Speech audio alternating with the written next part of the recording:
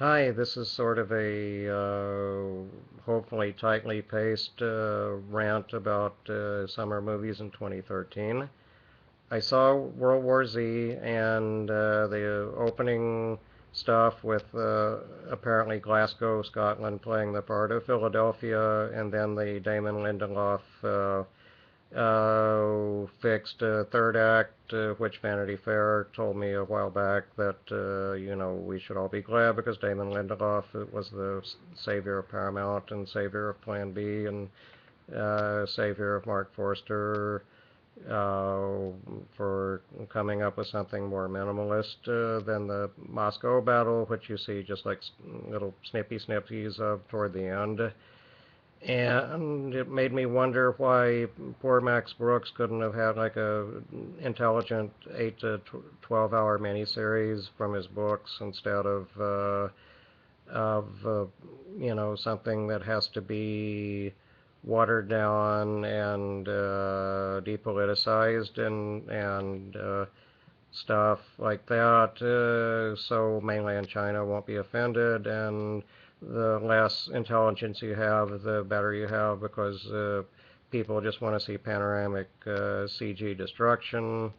And speaking of panoramic CG destruction, there was probably a bit too much of it in the Man of Steel film, and it's like I don't think that it's as bad as all of that, but some people seem to think yes. And uh, well, let's say the summer of 2013 is the kind of summer where there are probably fanboys and non-fanboys just drooling in anticipation of Pacific Rim because to me it just seems like something Guillermo del Toro did because he needed to stay at the big Hollywood filmmaking table after leaving The Hobbit.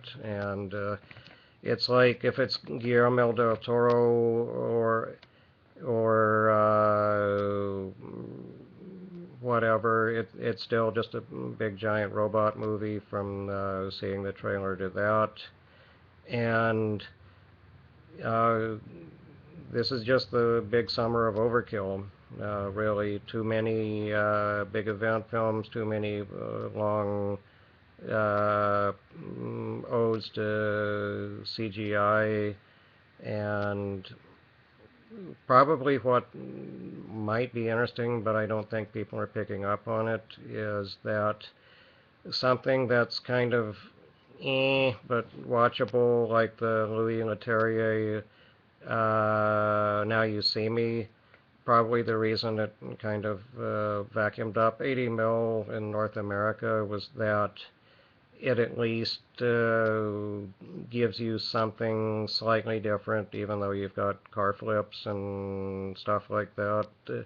In that it's magicians, humor, actual character interaction. So it's just fascinating to me that different doesn't get green-lighted, but the same gets green-lighted, or if you do something different green-lighted, then studios err on the cheap, like not to be mean to poor Sony and the fact that Seth Rogen and Evan Goldberg were able to get a Kevin Smith-esque project like This Is the End green-lighted, but it's like, uh, you know, um, it's like I wish Seth and Evan and a few other people had just taken their money in the back end, so for 32 mil there could have been a way to have shot the film in LA instead of going to New Orleans or Shreveport, and then your LA exteriors are like somebody hangs set people hang some canvas in the back, and you're shooting in Baton Rouge, and and you make your LA scenes look about as fake stylized as the uh, last year's unforgettable film version of Rock of Ages. Whereas with Rock of Ages, it's a musical, and they could at least get away with stylization, but that's probably the way Sony did that, because maybe that somebody at Sony probably panicked and thought that Seth Rogen and Evan Goldberg, when This Is the End was pitched, probably thought that it was like they were coming in and wanting to do something as radical as remake Bergman's Hour of the Wolf straight.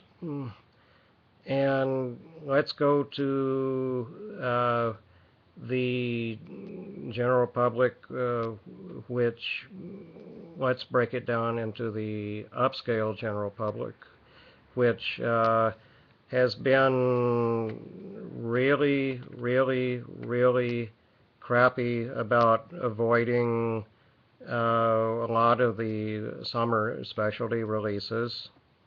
Um, Specifically, let's talk about like Sarah Polley's family documentary Stories We Tell.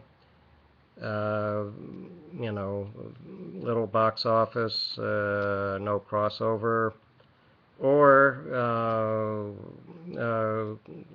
Richard Linklater's third of the Before trilogy, Before Midnight, where apparently Sony Classics got so excited over the rhapsodic critical response. Haven't seen any of the three of them. I kind of get allergic when Richard Linklater starts to want to wax philosophical. So that's why I didn't see the Waking Life cartoon either. So they put it out on like 900 screens, and very few people come, and that's less than 900 screens where they thought maybe they would get regular people who saw Ethan Hawke in The Purge to show up en masse for a movie where people talk to each other rather than guard their estate against generic hoodlums. And The Bling Ring. This weekend it went to 650 screens, underperforming, which is too bad. It's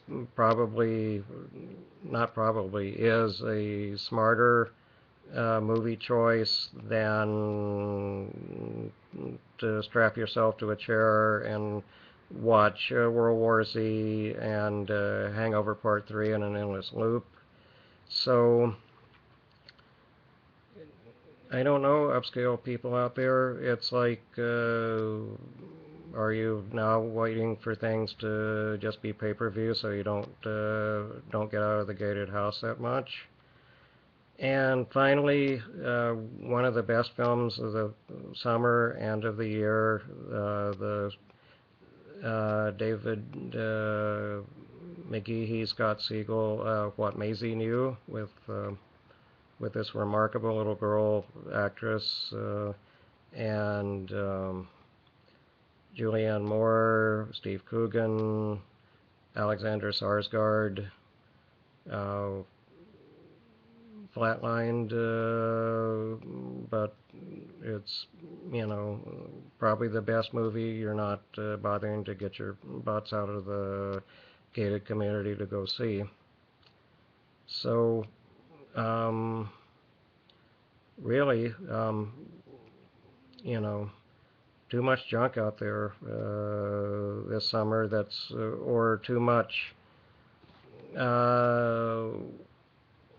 Well, junk's good in any summer, but it ought to be artfully crafted junk. And to me, it's like I've missed the Star Trek film. I've missed the Fast and Furious 6, so I'm probably not as steeped yet.